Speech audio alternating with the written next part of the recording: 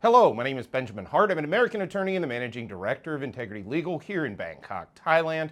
For those of you who are used to the rather short form of many of the videos that I put out on this channel, well, this isn't going to be one of those. This is going to be a longer video. So the thing to understand and to take away from this video is, first of all, what's the term railroaded really mean? Well, let me use it in the context I'm going to use it in this video. I actually came upon that term anecdotally, quite genuinely, via anecdote from my grandfather, who once described the term railroaded as basically when somebody's, politically just sort of run over, if you will, by vested interests sort of thing. And he told me it came from the Huey Long situation when Huey Long tried to run for railroad commissioner back in Louisiana. And his first attempt at that, he failed, and he later sort of went on to become sort of a populist icon, but not before having gone through this like pretty massive defeat, primarily at the hands of railroad interests. So that's sort of, and he was running for railroad commissioner. I guess that's where the term came from. Folks can dispute the etymology of it, but that's how I came upon it. So the context of that term is where somebody is basically like sort of compelled into doing something politically or be run over by it. It's sort of an inevitability, if you will. And I thought of that notion when I first read this article from the Thai Examiner. That's thaiexaminer.com. Article is titled, Phua Thai MP warns lying critics of the digital wallet they may face prosecution after a fairly good start. What? That was my first reaction to that, huh? That said, again, thaiexaminer.com, quoting directly, Phua Thai MP warns critics of digital wallet may face prosecution if they are spreading false information. Boy, oh boy, when was the last time we heard of bullying tactics by politicians and bureaucrats and other purveyors of, in my opinion, what turned out to be nonsense? When was the last time we heard about that? False information.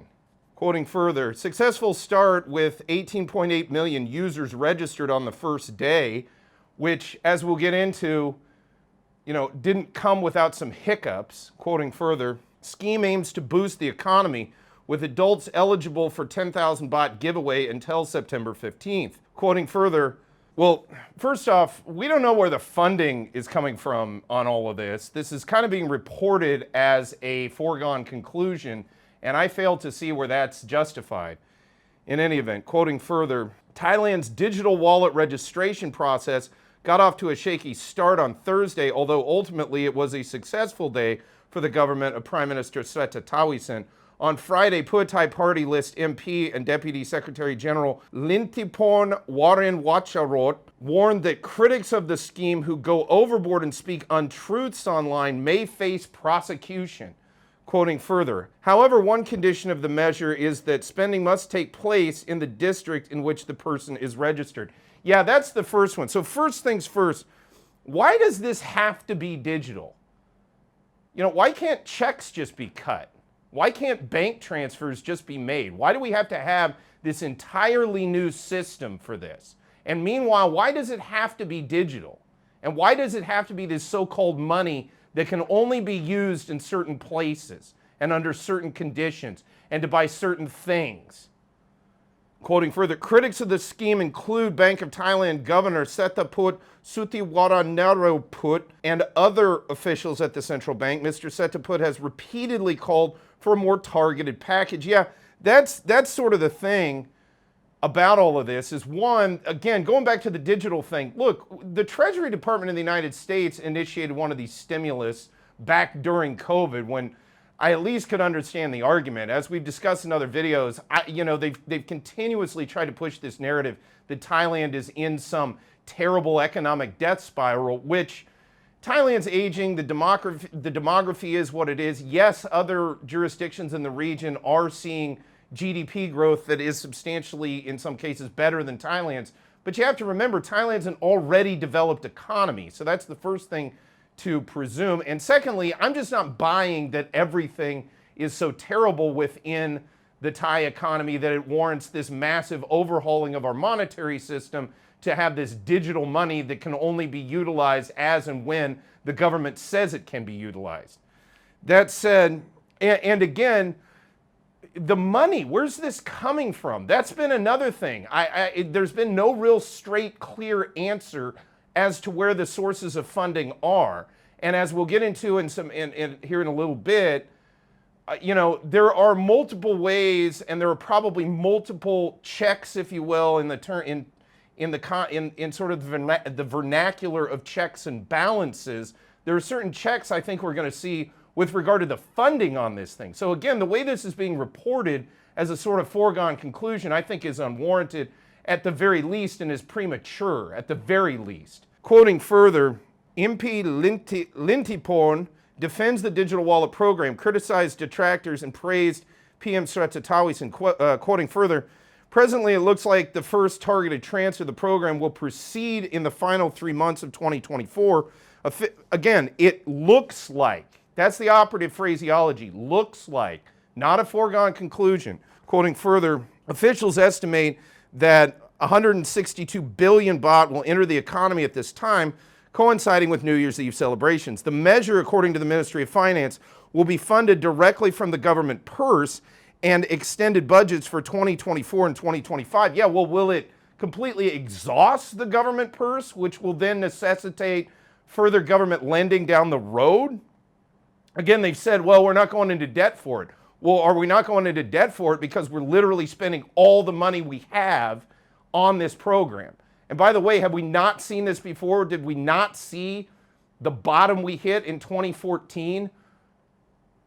I mean, does nobody have a collective memory here of what happens when there basically is no effective budget left? Quoting further, a supplementary bill allocating 122 billion baht of the projected amount has just been successfully ushered through the House of Representatives by Minister of Finance Pichai Chun Hawajira. Quoting further, nevertheless, there has been widespread concern about the project. Critically, at one point, both the National Anti-Corruption Commission and the Council of State raised their reservations with the government. And it's my understanding the Council of State could still chime in if ultimately the structure of the financing of this scheme is deemed to be illegal, basically. I don't know so much, or I don't have so much insight with regard to the National Anti-Corruption Commission. But then another thing to bear in mind, and going over here to the Bangkok Post, bangkokpost.com, article titled, Key Budget Bill Passes House. Again, they're reporting this like it's a foregone conclusion because it's gone through the House. But remember, Thailand has a bicameral legislative system. Quoting directly, the next step will be for the House to forward the bill to the Senate for deliberation, expected next week, according to a government source. Mr. Julipan earlier said the handout would be issued at the end of this year as planned. Well, it might be if this survives legislative scrutiny and is ultimately promulgated. Going back to the Thai Examiner article, quoting directly, however, on Friday, after Thursday's relatively successful launch, Ms. Lintiporn Warinwacharod warned those who go too far in criticizing the plan that they may face prosecution if they spread untruths online. You know, I'm getting real tired of this. I didn't like it during COVID where people weren't allowed to talk about anything substantive, or they face penalties or implied societal penalties or whatever. I just don't like the bullying. You know, I am okay in many ways, and I've had people ask me over the years if I'm all right with sort of the state of free speech in Thailand. I pretty well am. And one of the things I do rather like about it, and something I think maybe the West could look at a little bit, especially in the era of social media, is stuff that has to do with personal defamation. I don't have any problem, or I have less of a problem, you know, where people are being defamed and not allowing that type of speech to occur. I think a wiser man than myself once said, you know, stupid people talk about people, smart people talk about ideas. Well, at the end of the day, this whole scheme is but an idea. And it's an idea that could put the nation into tremendous debt moving forward. Debt I'm going to have to pay as a taxpayer here in Thailand, ultimately. And it's something that again, they're not being overly straightforward as to where the funding is coming from. And then on top of all of that, there's all these massive surveillance implications, which we'll get into here in a minute. You know, kind of note to self, spoiler alert for later in the video, facial recognition tied to your money. Which, why do we want that? Who that voted for this supposedly, because this initiative was part of that part of the coalition's sort of platforms that they ran on, who really was in favor of, hey, my money's now going to be tied to facial recognition technology? We'll get to that in a moment. That said, again, I'm tired of this bullying people about talking about things that really matter in a civic sense. Quoting further, she also singled out former Minister of Commerce Jurin Lakasawanawitsit for reproach, and quoting directly, I would like to leave a message to Mr. Jurin Laksanawitsit of the Democrat Party. Digital wallet is the hope of the people, not money to buy food as alleged. Well, I got to tell you, as a people myself, you know, if you're giving me free money and you say I can't use it on food, I have to ask the question, is this money? Quoting further, Prime Minister Sreta knows how to think outside the box. Well, my question on that is, did he learn that at the World Economic Forum? Sincerely. Because I'm thinking that these ideas, especially this digital wallet, which seems to be simultaneously being rushed to the foreground throughout many nations around the world, simultaneously, I have to ask the question, did he come up with this whole thing on his own? You're saying he thinks outside the box, so he came up with this on his own outside the box, or did he perhaps maybe learn about it when he was at the World Economic Forum? Quoting further, how to generate income and how to open the country's doors to attract foreign investment. We're good on that. Again, it's part of this narrative that things are like so terrible here in Thailand, it warrants these drastic measures. Quoting further, if Mr. Jurin can only think of inventing rhetoric and devaluing the digital wallet's policy, it will be a waste of time.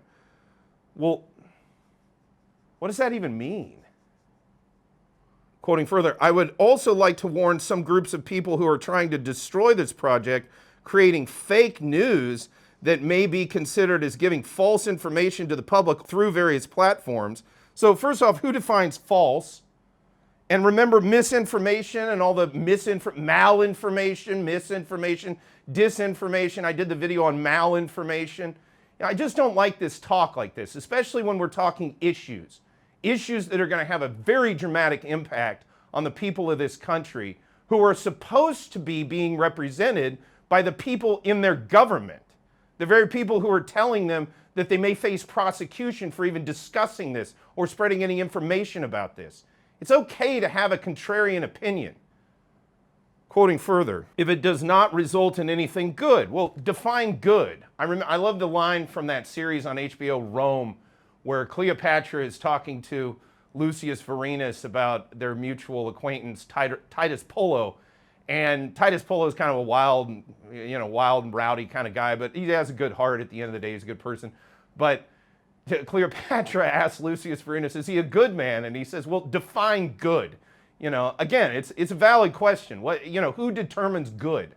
Quoting further, they may be prosecuted. Well, here's the thing, you know, I'll happily stand by everything I've said about this digital wallet scheme going up to the minute we first heard about it and started talking about it on here.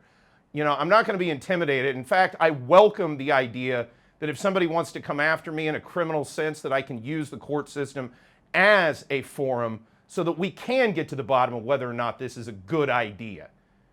You know, because at the end of the day, again, this is going to have tremendous ramifications for Thailand's economy, and especially long term. And we're going to look back at this as the moment. And quite honestly, I don't want to live under a surveillance system where they get to know every time I buy a Coke or whatever it is they think they want to know, and get to just track and trace everybody around. I don't live in communist China.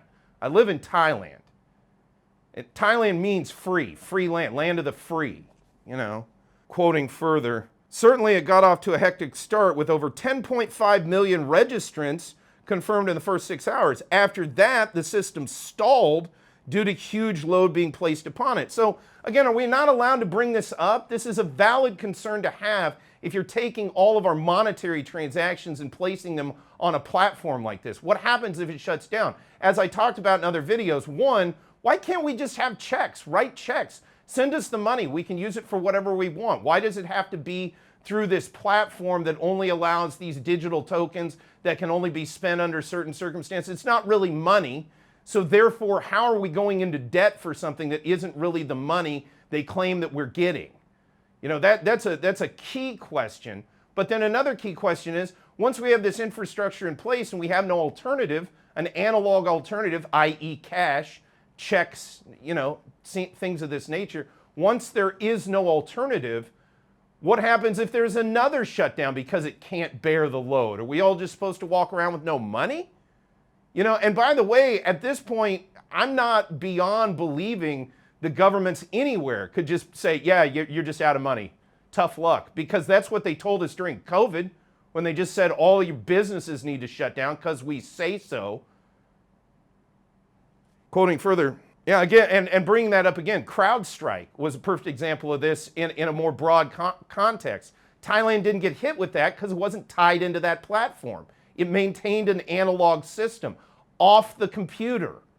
Not everything has to have an exclusively digital footprint. We can have two systems. We can have no system. We can keep operating like we have. There's nothing wrong with that. The whole exercise is being monitored by a war room at the finance ministry, a war room. Well, who are you at war with? The public? The people that you're supposed to be serving by bringing this thing online? Quoting further, notably a key problem with the process was the face scanning application. Quoting further, I think I should say that again. Notably, a key problem with the process was the face scanning application. Users were required to submit a live photograph to be matched with their national ID. So for anybody that says, oh, this isn't for financial surveillance, well, what else could it be for? Quoting further, those who were most successful had already downloaded the application and were ready. Again, facial recognition tied to your national ID, tied to your money now.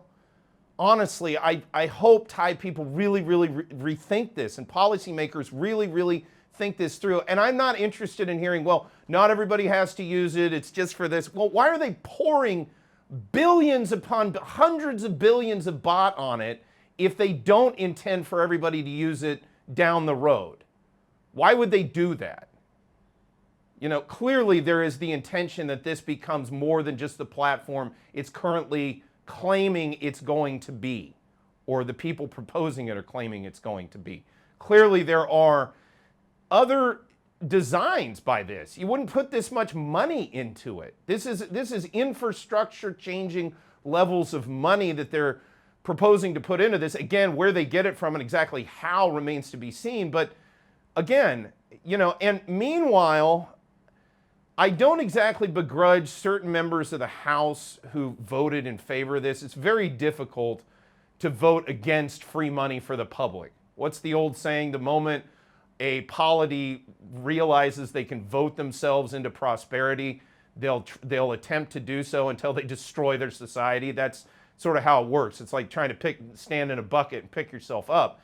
It's not a good strategy. We've gone through all of the economics of that in other videos, again, which I completely stand behind and will do so moving forward. But again, there are levels of dystopian applications under this that are clear. They're right out in front of us. Your facial recognition is now tied to your economic transactions, and they get to determine what type of transactions you can do, how long you can do them, and in what geographic proximity to your home that you can engage in those transactions. I mean, if this isn't the definition of Orwellian or something from Philip K. Dick, I don't know what is. Meanwhile, this sort of like economic justification, this whole narrative that, oh, we're in a problematic situation economically, notwithstanding the fact we had a booming first quarter, consumer spending was up 10% overall, pretty good high season. I do get the export sector is not exactly where we want it to be at the moment, but Thailand has always had to balance between those things. It's always been a situation where, depending on the year, they're talking about how bad the economy is because of exports. And then depending on the next year, they're talking about how bad the economy is based on lack of tourism. Like for the 3 years where they literally decimated tourism by shutting down the country, which I discussed at the time in detail. That said, again, the economic argument, I fail to see it manifest. And to my point, quoting directly from the Bangkok Post, bangkokpost.com, article is titled, "Monitor the Wallet Scheme," quoting directly, "The prospects for this economic stimulus are still uncertain as public debt hits the ceiling." And again, we just raised the debt ceiling before Back during COVID, they kind of claimed exigent need and did it under the emergency decree, and everybody was kind of uncomfortable with it, but they just kind of went along with it. Well, now they're trying to raise it again to get this surveillance money in. Quoting further, as public debt hits the ceiling, the government cannot take out a huge loan to fund its electoral vows. Meanwhile, though, they want to gut the budget to do that, which just means we're going to need loans down the line. Quoting directly, it needs to scrape together funds from this and next year's fiscal budgets to fulfill the almost $500 billion baht cash handout promise. Again, and it's not cash. It's not like they're printing this money and just handing it out or sending out checks. It's these digital tokens. So we're going into debt for the equivalent value of $500 billion baht, but the people that are supposedly benefiting from it are not getting actual money.